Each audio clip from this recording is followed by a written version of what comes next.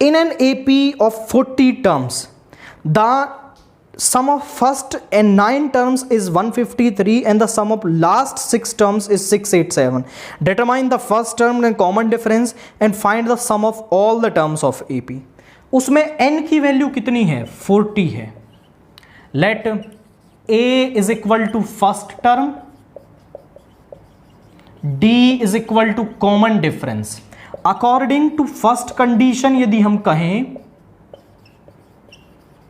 First condition हमसे क्या कह रही है कि सम ऑफ 9 टर्म्स इज 153, यानी 9/2 2A प्लस 8D हमारे पास 153 यहां पे आएगा. दिस इज S9 हमें 153 यहां पर दे रखा है.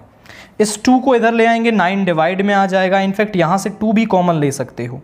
तो 9/2 इंटू 2 यहाँ पे आ गया A plus 4D is equal to 153. 2 से 2 कैंसिल हो गया. 9 से इसको करेंगे तो 9 बन जा 9 और यहाँ पे आएगा आपका 17. दिस इज 17 आ गया. तो यहाँ पे हमारे पास A प्लस 4D इक्वल आ गया 17 के. This is our first equation. According to second condition हम लिखते हैं. सेकेंड कंडीशन हमसे क्या कह रही है कि सम ऑफ लास्ट 6 टर्म्स इज 687. अच्छा, लास्ट 6 टर्म्स, तो 6 टर्म्स की लास्ट कौन कौन सी होंगी जरा देखिए. वो तो हमें डायरेक्टली ही करना पड़ेगा. 34, 35, 36, 37, 38, 39 एंड 40.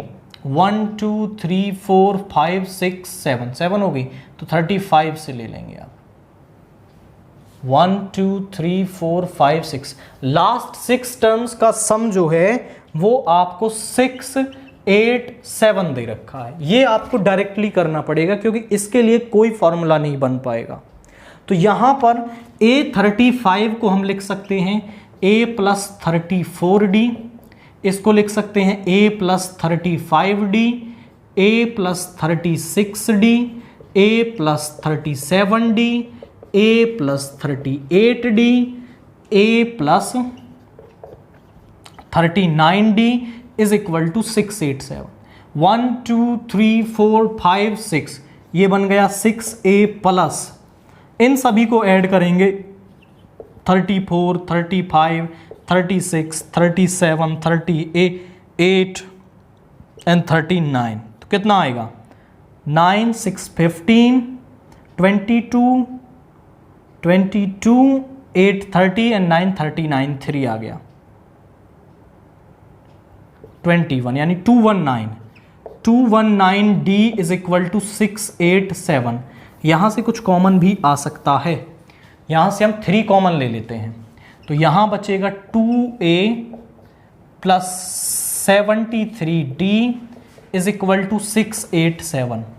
3 से डिवाइड करेंगे. 3 2 जा 6, 3 2 जा 6 एंड यहां पे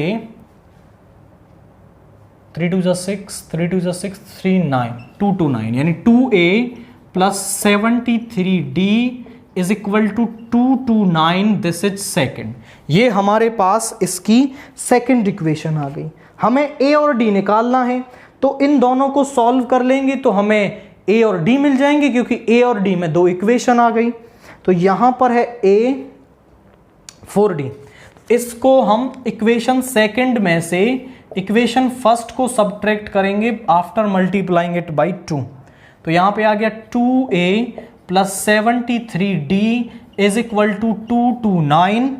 यहां पे 2A plus 8D is equal to 34.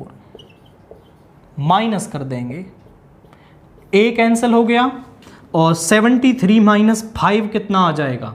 ये आ जाएगा 65D is equal to 9 minus 4 is 5, 12 minus 3 is 9 and 195. D is equal to 195 upon 65.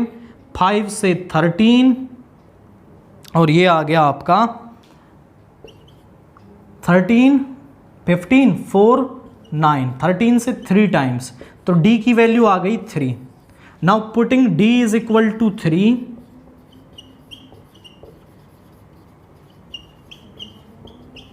In first में रख देंगे, तो यहां पे आएगा 4 3 ज़ा 12, इधर जाकर के a की वैल्यू 5, तो हमारे पास a आ गया 5, d आ गया हमारे पास 3। वो कह रहा है also find the sum of all terms of the AP. AP में टर्म्स कितनी है 40, यानी हमें निकालना है S40, 40/2, 2a यानी 2 × 5 प्लस 40 - 1 इंटू d यानी 3, तो यहां पे आ गया 20 प्लस 10 और ये हो गया 39 इंटू 3 117, तो यहां पे आ गया n - 1 into d, 40 - 1 is 39 into d is 3, ये आ गया आपका 127 इंटू 20, इसको मल्टीप्लाई करेंगे 2540, तो हमारे पास जो सम है वो 2540 आ रहा है। हमारे पास दो कंडीशंस यहां पे दे रखी थी, पहली थी कि S9 सम ऑफ 9 टर्म्स इतना है, वहां से एक कंडीशन बन गई जो सीधा सीधा था, हमें S9 का फॉर्मूला यूज करना था, बट फिर उसने बोला कि लास्ट 6 टर्म्स का जो सम है वो आपका यहां पर क्या है 687 है।